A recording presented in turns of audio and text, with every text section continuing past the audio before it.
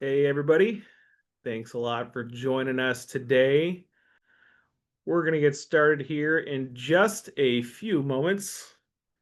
We're going to give everybody some time to get settled. If you need to grab a little bit of popcorn, maybe another cup of coffee, feel free to do so. We got about we'll give it another 90 seconds so we can get a few more folks in here. Oh my gosh, how is it already the end of October, Sinu? Seriously, Ben. This Oh my is gosh. so fast. Yeah. He goes too fast. I can't believe it. And our kids are going to be on Thanksgiving break here soon, Yeah. run around the house more. Yeah. With Halloween starts the holiday season. Yeah. Seriously, it is nuts. Oh, I'm sure. We just bought my son. He's 2.5 year old. Uh, we like going out to eat and stuff, and he just loves throwing stuff. And so we finally caved, and we got him a little tablet to bring to the restaurant so that he stops throwing stuff, and he just like sits here and looks at his tablet for a little bit. I feel bad about it, but I'm like, we gotta calm him down. Oh boy. If you're just now joining, thanks a lot. We're excited to have you here. We're going to get started here in just a few moments. We're going to give it just another minute before we get started. We want everybody else to get in here.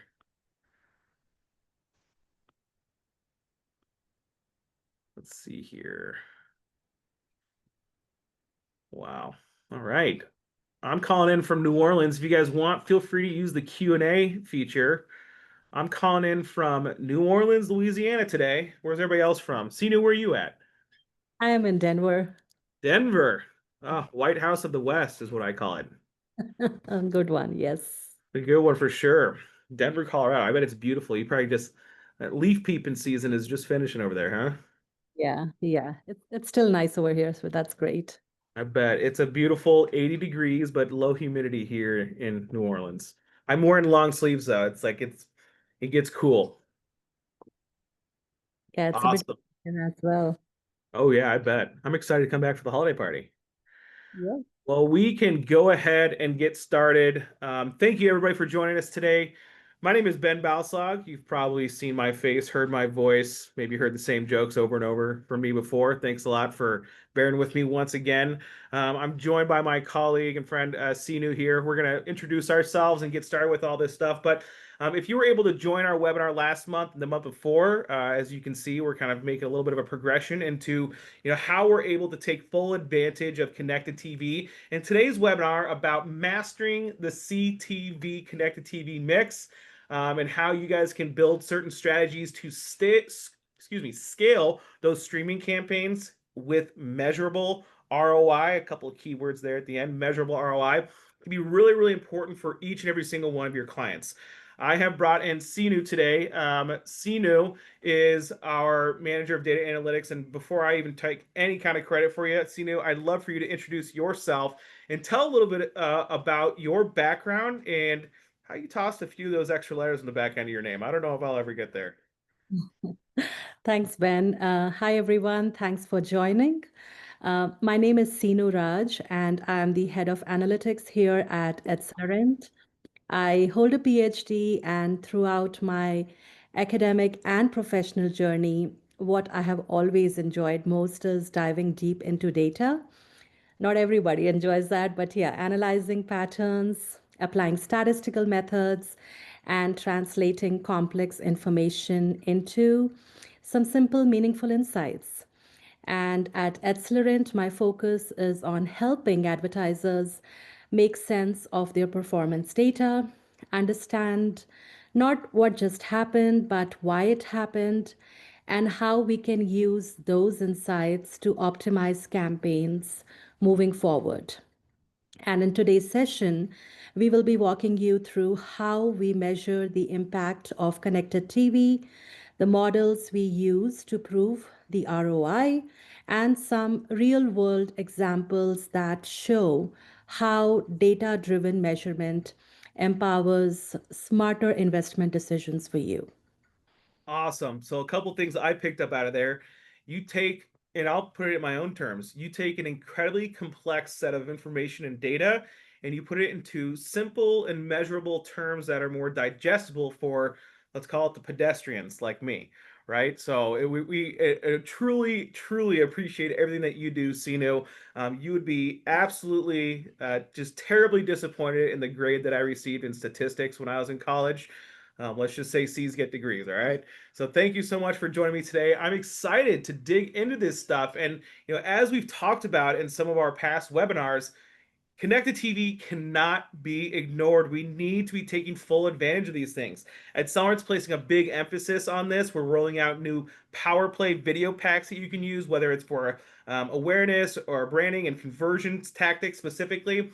And the market trends that we've seen is that the streaming TV ad spend is continuing to outpace linear. I think it was actually in 2019, 2020 where streaming TV actually overtook the linear spending specifically, and it's continuing to go in that direction. Lastly, and literally just recanting exactly what we just mentioned in this title here, is it just cannot be ignored. It is no longer optional. We want and need and should encourage all of our advertisers to be leveraging this connected TV as a growth engine for their brand. So it's so important to do so. And one of the reasons why is because 83% of US adults are streaming regularly right now. And it's getting even more on the international side too. So as a recap to last month's webinar, we talked a little bit about the holiday season, how to prepare ourselves, and hopefully you're able to get some of those things in front of your clients, but make sure you're really letting them understand that those holidays are meant to capture people during those moments, right? While they're watching the Thanksgiving Day Macy's parade with their family or watching the big football game during Thanksgiving dinner. Those are shared moments, and it's a good time to get in front of them and really make an impact on what they're looking for. Now, in October, let's talk about how we can actually package it, how we can lean into our data and analytics to really prove that it's working, right? In the past, and because technology has brought us to a new point, people love to see, oh, there's my ad on TV. I know it's working because I saw it. Well, in the digital space, it's not always easy to see their ad in the wild. And so it's kind of hard for like a client or a brand to say, how is it actually working? We need to lean into those data and analytics pieces to understand that. But there's a huge challenge tied to these things. And Sino, I'm going to hand it off to you here in a second, but with this fragmented approach with all the different platforms and metrics and capabilities and differences between them, what's happening? How are we able to really make sure that we're, breaking everything down to the ground level and helping our advertisers understand that there is a good opportunity ahead? Yeah, totally, Ben. Over here, I would say that without clear proof of ROI, campaigns are just going to look like another line item in the budget. And that's where analytics comes in. And our role is actually to bring clarity, to separate the signal from noise, and to show where the true impact of CTV or any other channel truly lies. Wonderful. So it's about showing out where it's actually making its impact, right? Because we don't want it just to be in one big campaign and say, "Oh, we know it works some way or another." This is definitive proof that actually articulates what that means. So what that can do for you in the long run, and Sino's dang good at helping us do this because she's helped me do it many times, is actually unlocking bigger budgets when you're able to approve, or excuse me, when you're able to prove these types of things. So we're going to keep digging into these things, but when we think about your entire campaign, you're running multiple tactics, whether it's branding and awareness tactics with targeted display and geofencing, you're targeting people who are in the interest and research phase with SEM and PPC ads or some PMAX, or you're capturing them when they're in consideration or intent phase with SEO and even social media to really drive it home. You got to make sure you're getting that conversion, but you're tracking this through as well. So an example of one way to actually do this with connected TV ads in particular is with QR codes. Layering in an instant action point of connection for a premium brand storytelling. A lot of you, while we're heading through this holiday season, and you've probably already started seeing this a lot now, is seeing those QR codes kind of plugged into the corner of the screen when you're seeing that brand or ad. We actually listed this statistic in our last webinar, but I'm pretty sure if I'm recapping it correctly, it was 80% of people watch streaming TV with a mobile device in their hand.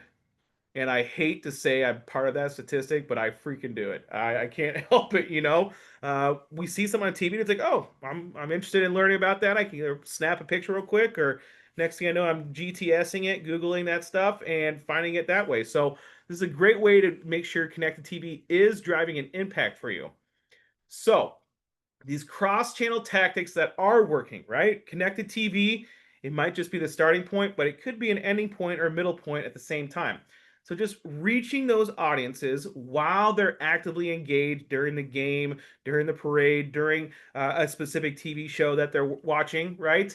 And then finding them and capturing them through mobile and even branded search terms like through PPC and Google or even Microsoft Bing. There's other search engines out there. And don't sleep on the AI stuff, you guys. I know with AI overviews and what everything that SEO is doing, you need to make sure you have an AI approach there with the search portion. And then using social retargeting to really drive home the need to purchase now, or use a deal within those ads to actually persuade them to purchase it sooner. I'm an absolute sucker. I've got an issue. I've got a problem with my social. I do the doom scrolling at night, you know, and too many times have I been caught with seeing something that I like and I click on it, look at a couple of things, and like, oh, it's a golf shirt. I don't want to spend, you know, $90 on a golf shirt. Next thing I know, I click out of it. I keep scrolling.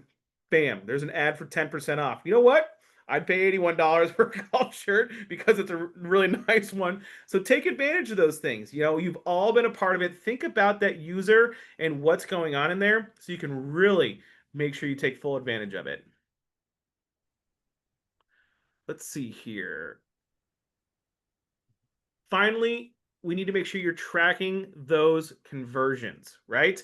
Using the site and application purchase and converting them, but you have to place pixels. You need to make sure that you set up that attribution. And one thing that Sinu does with her team is making sure that that actual model is set up appropriately so we can track the data and really get them to one, not just convert, but prove that they converted and show that it actually led to increased sales, or you're accomplishing some of those what I would call micro success metrics, because they ladder up to those macro success metrics like the cash register ringing. And as a reminder, you guys, we will be sharing the recording in the deck afterwards. We'll send an email to everybody either today or tomorrow morning. Sorry, I forgot to mention that at the beginning. So, Sinu, attribution and measurement tools and some of these models that we're able to use to put it together, right? Proving ROI will unlock scale. How do we prove it? What are some of the ways that we're able to do this? Yeah, good question, Ben. So when it comes to CTV, we need to really prove that it is really working. And that is where the attribution and measurement models actually come in. And there are three core approaches that help advertisers and partners to actually, get clarity on this. So one is the GeoLift experiments, where we compare the markets that are exposed to CTV with the control markets to actually measure the real lift. The second one is the incrementality testing, where we compare the exposed versus the unexposed audiences, giving a true read on net new conversions. And the third one is the multi touch attribution, or the MTA, and that actually assigns proportional credit across all touch points. So you can actually see how CTV fits into the broader customer journey. So each of these methods has a role to play. And the most important thing is that they all get us closer to one thing, and that is confidence. Confidence to say that CTV is driving measurable results. And that makes it much easier to scale campaigns and, as Ben said, unlock bigger budgets. That's awesome. So I want to make sure that we're also clear here. This is not an exhaustive list. There are other ways to do this, but it requires some other tools, technologies. But The ones I'm really thinking about here that we've actually had some engagement with while we didn't necessarily control it are if you're like a media company or you are a brand in particular, you have some owned and operated pieces that you can control there that can also help contribute to providing different attribution and measurement tools. The more tech and tools that you have at your disposal to be able to do some of these things, the more options you can actually provide. What we have at our disposal right now, which actually costs quite a bit to be able to leverage some of these things. I mean, I think for like a single seed, it's like very, very expensive. So we're investing on behalf of our partners and our clients so that they can leverage these types of tools to do these types of things. So you're able to do the same thing if you have different types of tools at your disposal. But it's important to know that you're tracking revenue appropriately, the pixels are set up correctly, and that you know how to connect the dots between all these things because and we're going to get into it here in a second, but it's quite complex. So let's start with the easier ones and then we'll grow into the complexity of it, right? Tell us a little bit about the lift and causality testing for geo lift experiments specifically. And I know you have an example that you're going to share here. This is specific to measuring like the media effectiveness for a specific client. And we can't necessarily share all of our clients' names and details and stuff like that, but we'll have a good idea of sharing exactly the type of customer that it was for you guys. So I'll let Sinu take this away because she can put it in better terms than me right now. Thanks, Ben. I promise I'll keep it simple. Thank you. Yeah, so the objective here is pretty straightforward. All we want is to prove the impact of media campaigns using market level comparisons. So instead of looking at individual users, we zoom out to the level of entire markets in the GeoLift experiments. And here is how it works. So in our test markets, we introduce the incremental media, for example, CTV, to the mix. And in our control markets, we don't add that media. So by comparing the performance between the two, we can actually measure the incremental lift that is directly caused by advertising. So the key metrics we typically track for this include net sales and website sessions. And to make sure results are statistically reliable, we recommend running these tests for at least 3 months. Now, a big part of success with this methodology is selecting the right markets. So we don't pick them randomly. We use a very systematic approach that looks at four main factors. The first one is the target audience size. We want to make sure that the markets are comparable in scale. And second is the interest or site sessions to ensure that there is enough real engagement. The third one is the category demand index, CDI, and this tells us how strongly that category is actually performing in that given market compared to the national average. And the last one is the BDI, that is the Brand Development Index. And this actually shows how strong the brand already is in that market so that we don't accidentally bias results by picking areas where the brand is dominant or unknown.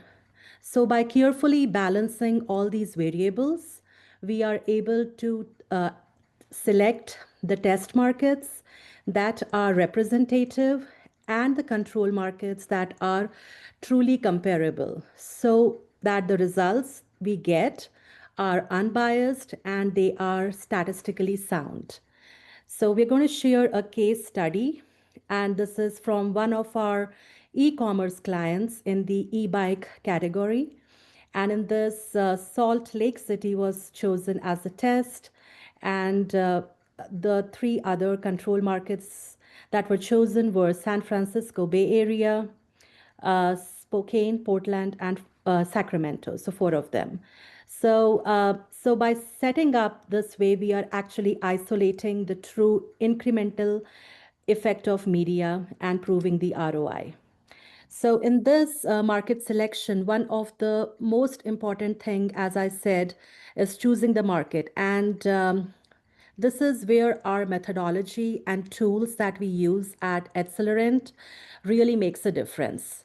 So one of the tools that we use is Claritas, and that is one of the core tools. And that gives us incredibly detailed audience and market data, which we use to weigh and rank markets across different dimensions. Then we have the site session data that comes from Google Analytics to confirm real consumer engagement in each market. Then is the category demand from Google Trends, which tells us how strong the demand is for that category um, compared to the national average, and the brand presence from that client's own net sales. So we know how established their brand already is in that market. And then we turn all that into indexes, and this helps us compare markets on an apples to apples basis.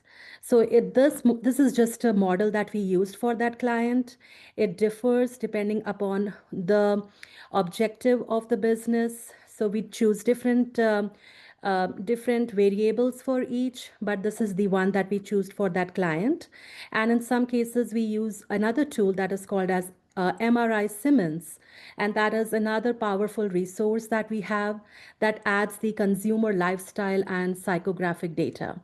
For instance, if we were doing a campaign for a health brand or retail brand, so Simmons can actually help us understand which markets have the highest concentration of health conscious consumers or frequent shoppers. So it's a very powerful tool. So, what does this mean in practice is we start with all the 210 DMAs across the US, and for each DMA, we assign scores and weights across the target audience, the CDI, the BDI, and then each of these factors is given a weighted index, and then the markets are sorted. So one that you see in this screenshot is the top 20 DMAs for that e-bike company. So this is how we balance multiple dimensions to make sure that we are actually choosing the best possible test and control markets. So as I said, at the end, they are comparable and they are statistically reliable.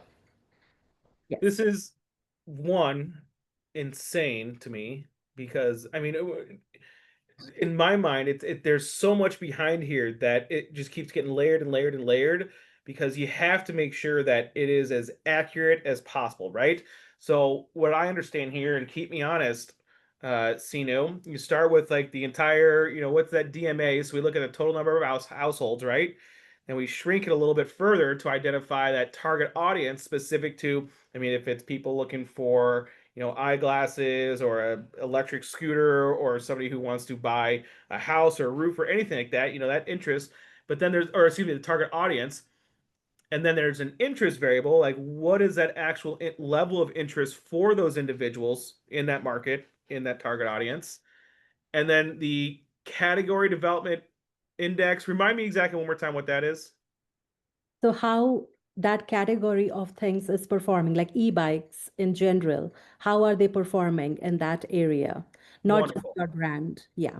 Okay, cool. So generally, like, how does that product or service actually perform within that market, or how favored is it in terms of people wanting to buy it? You might see more people in Seattle purchasing an e-bike than you might see down in New Orleans per se, because we got all these dang potholes, right?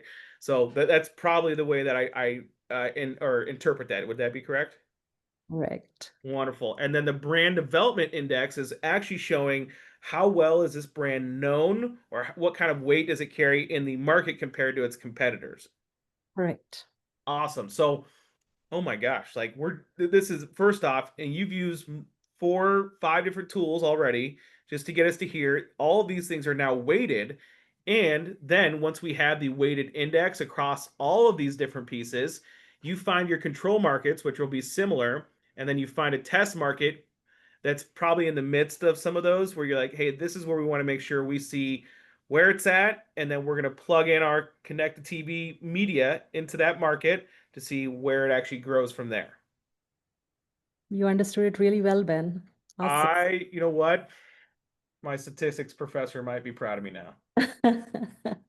Oh my gosh, that is awesome. So let's talk about that case study. I mean, the results tied to this one in particular, Sinu. I mean, so far, my mind is blown. I'm having a hard time realizing how you guys actually do this. Like, there's so much more work behind it. But now that it's starting to, come together in a simpler set of terms, thank you so much. Let's talk about how it actually helps the advertiser incrementally. Yeah, so looking at the results, I know the graphs look complicated. Let's make it easier. So in our test market, that's the Salt Lake City, we saw that the sessions grew by 145% compared to only 90 and 33% growth in the control markets. And the sales lift was even more dramatic. The net sales in the test market grew 392% versus 254 and 80% in controls. So the true incremental revenue attributable to the campaign was $1.77 million, and the ROI was 414%. So what this tells us is that geolift experiments gives us a hard proof that media drove real business outcomes.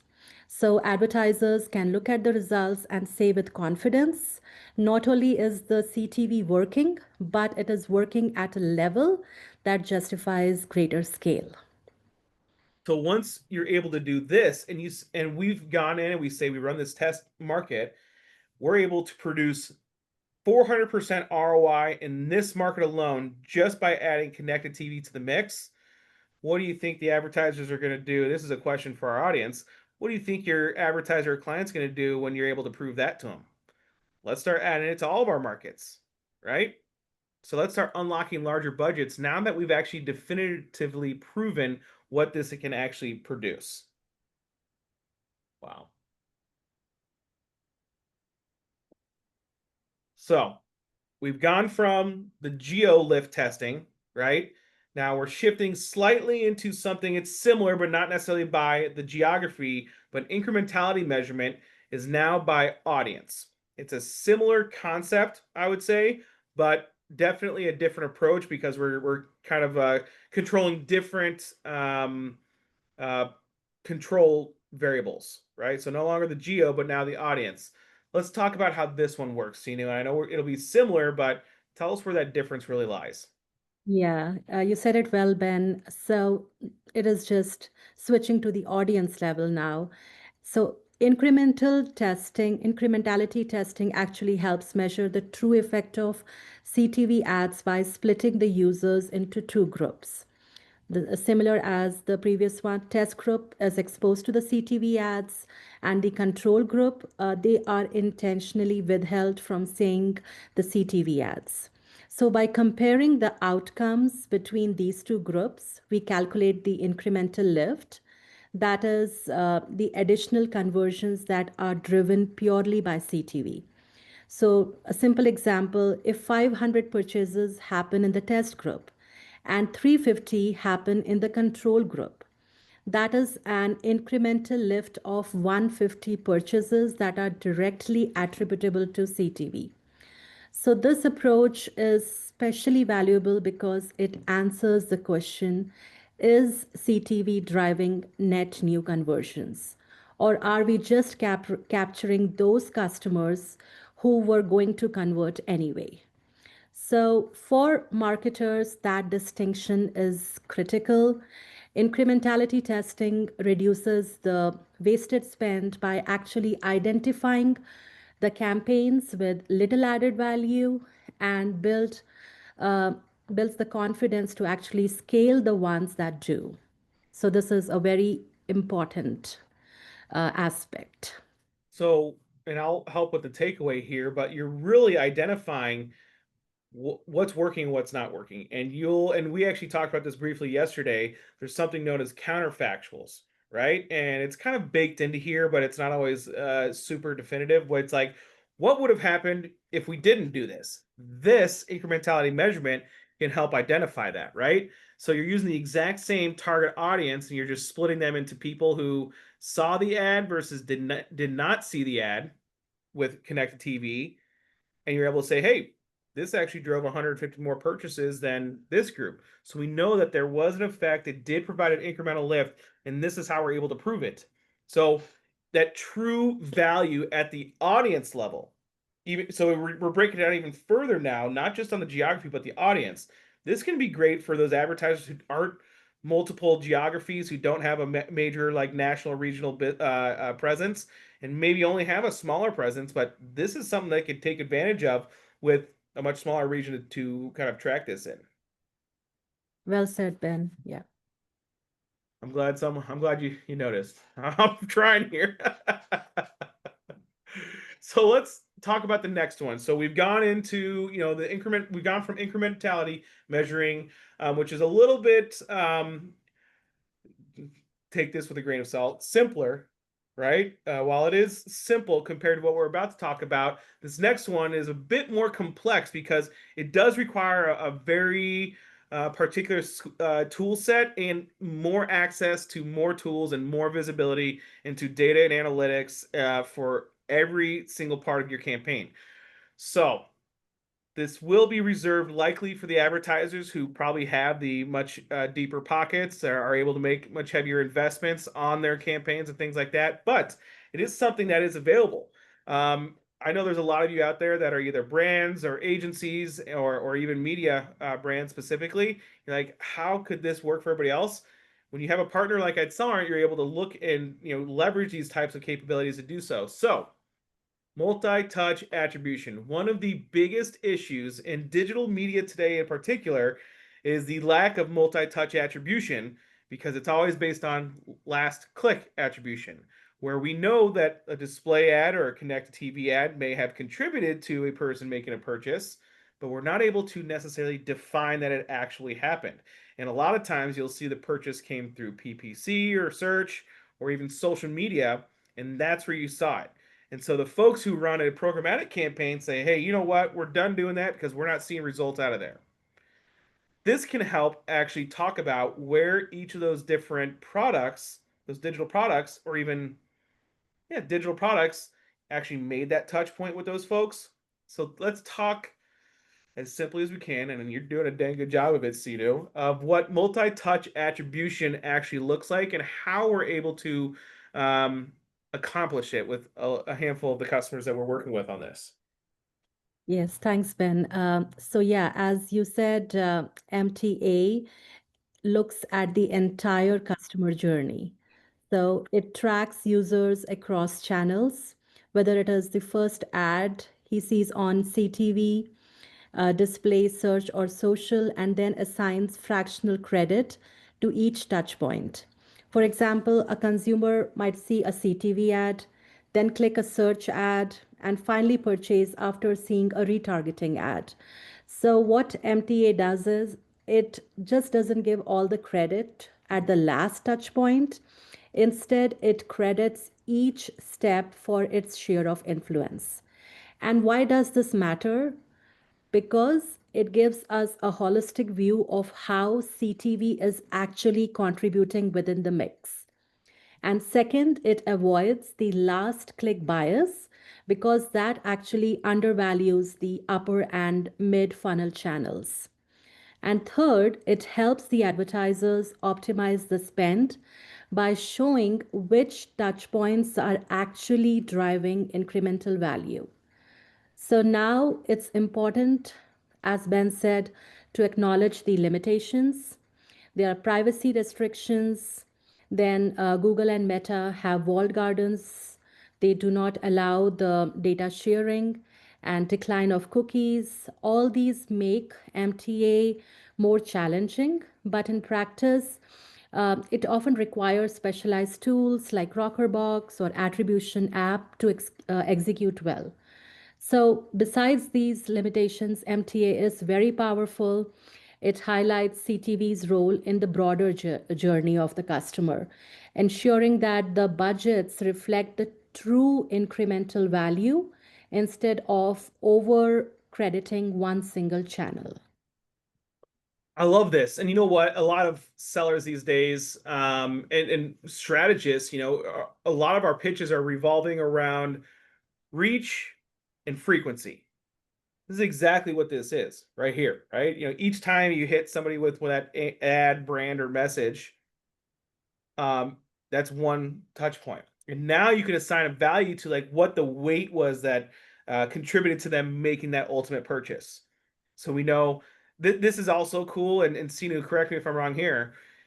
This means over a certain amount of testing time, we can actually determine after we've had the tests, hey, you know what? Adding CTV here was not necessarily the best thing to do, but maybe if we added more into streaming audio, or maybe CTV should be included here and we should do less in social because it carries a heavier weight in getting those people to actually make a move rather than what another product might have done. Would that be an accurate statement? Exactly, Ben. That's where it comes in and gives confidence that which channel is actually driving conversions the most. And so the budgets can be allocated accordingly. So to put this in one sentence, this helps our brands and advertisers run digital smarter instead of harder. Perfect way to say it. Oh my gosh, I am such a sales guy, aren't I? Yes. So let's bring it all together. Let's talk about what these different methods kind of impact and what we could take away from this portion of the kind of like complexity of this webinar. Yeah, so the reality is no single method can actually capture the full picture of CTV's impact. That is why advertisers use different approaches depending on the question they need answered. So, geolift experiments is best for market level proof. Did sales actually grow in the real world? Incrementality measurement is best for proving net new conversions at the audience level. And multi touch attribution is best for showing CTV's contribution within the broader customer journey.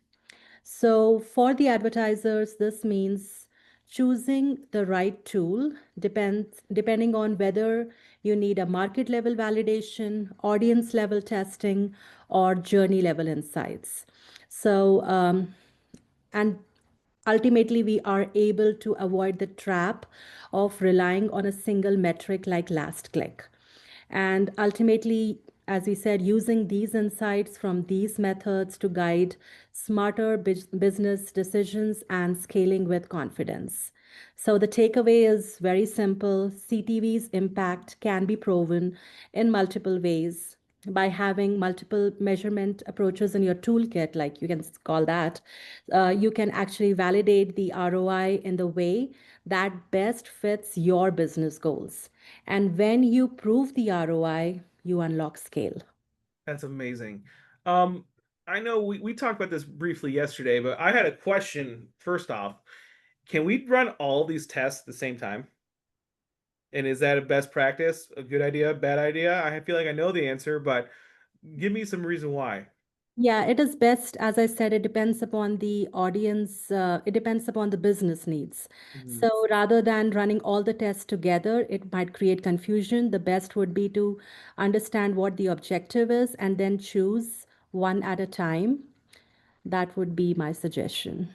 Absolutely. So we can, I mean, they might have, an objective tied to understanding a better, how we can better understand the broader customer journey and what contributes to that part. There might be an objective tied to the audiences, or there might be an objective tied to markets, but it'd be best to prioritize those and then do them individually, not on top of each other. So while it does take more time, another thing I always say is do it the right way, not the fast way, right? We want to make sure we have all of our bases covered and we have all the data available to us so that you can make a more data-driven decision on what's going to make the best impact for your client or brand. Yep. Fun to buy. So let's round this out. They give me picture slides. That's what I need to deal with here. I like picture books. I've seen who actually reads real books. So in order to make sure you're doing this all appropriately and providing those data-driven packaging of streaming, which we're going to share a little bit more about that here in a second, and making sure that the cross-channel orchestration with the customer journey is working. And at the end of the day, you are proving ROI through attribution with your connected TV. These are some of the things that you can do. And actually, I'll have Sinu actually talk a little bit about this case study. I know you had a little bit of inclusion into working on this one. Tell us about this eye doctor that we ran a campaign for, and what the objective was, and what ultimately it turned into. Yeah, this was an interesting study, and the objective of the study was overall increasing the calls that come into the clinic, the walk-ins, and the website traffic and the awareness. And it was a mix of various products. One was the search engine marketing, streaming TV, which was with audience targeting. And the strategy we used here was a mix of these two to drive calls and, as we said, walk ins and website traffic. Streaming TV actually boosted brand awareness of the client by repurposing the visuals from the past campaigns. And we applied audience targeting across both channels to reach the client's ideal local audience. Yes. I could see it. See what And I did there? yeah. See what I did there? I could see it. It's an eye doctor. All right, I'm not funny. Sorry. Ultimately, you guys helped drive 131 appointments being booked that were attributable just to these campaigns in particular. I mean, that's incredible. You think about what the average, call it deal or appointment, might earn an eye doctor.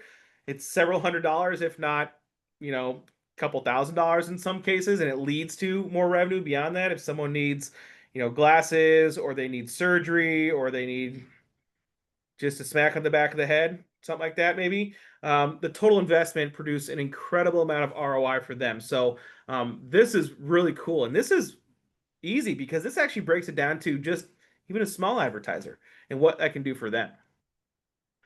So our key takeaways here, you guys, is one, CTV is essential. It must be included in your campaign mixes. If you're not including CTV today, please reach out to your friends here at AdCellerant to learn how you can do that.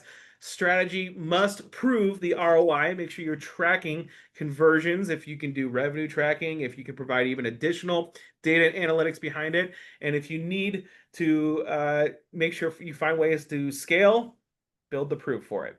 If you don't know how to do that, find yourself a Sinu. Do not even think about, I'm not even going to give you guys her email. She's not available for taking anywhere because we love having her on our side.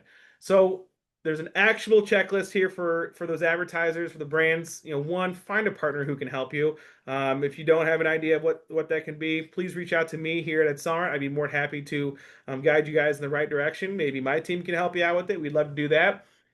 With those advertisers in particular on the more tactical things, identify those success metrics. Is it just reach? Is it engagement? Is it conversion attribution? Is it something tied to the geography? Or excuse me, and then determine the strategies that's best, right? Is it a geolift experiment that we need to run? Is it an incrementality testing that we need to run? Or is it multi-touch attribution that we need to run? What is going to be best? And if you want to do all three of them, prioritize them in a way that aligns with what your business objectives are, and we can help out with that. I'm going to open it up for some Q&A. If anybody has any questions, I know there's probably a ton.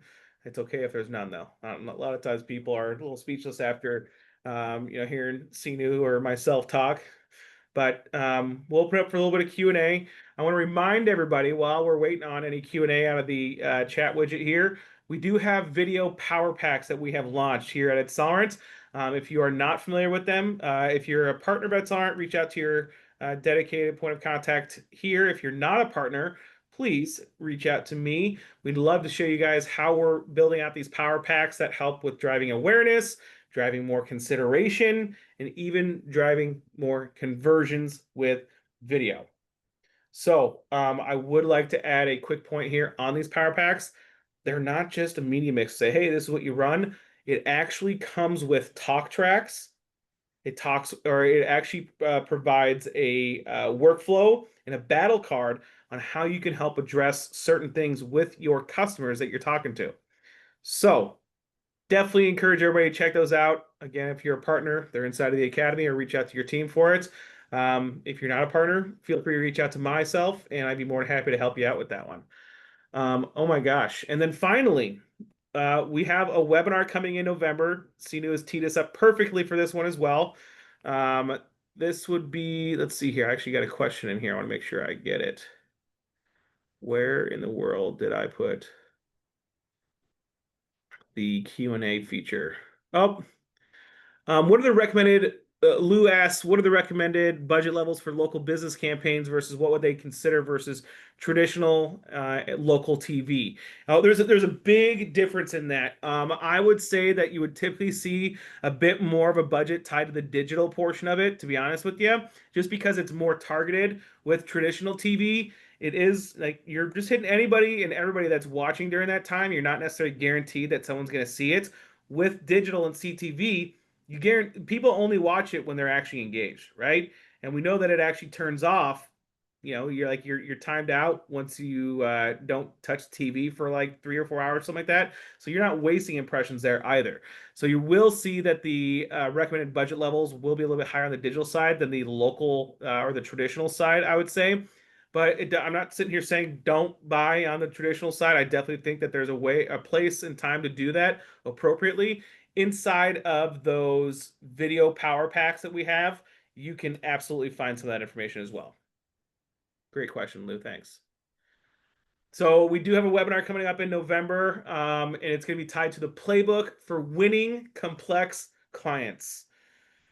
What we do, we just put Sino in front of him and she closes business for me. She's my whale hunter for me. No, we're going to talk a little bit about the strategy behind it, the pitch, and how to make sure you tie together the attribution.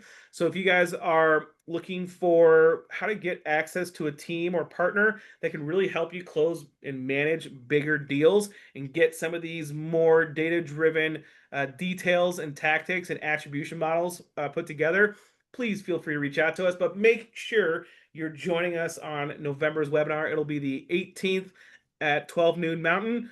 You will get an invite for it if you guys are on the webinar today, and we'll send it with our follow-up with all of today's stuff. So, Sinu, thank you so much. I am more dangerous now than I was an hour ago when it comes to the attribution and models and talking about multi-touch attribution and the GeoLift experiments and incrementality testing. I hope everybody else is too. I'm sure they are. But thank you so much for bringing yourself and being that subject matter expert for us. No, thank you so much, Ben, for having me. And I thank the audience for joining us today. And hopefully, we'll see you guys soon. Absolutely. You guys have a wonderful and spooky Halloween. We'll see you next month. Bye. Thank you.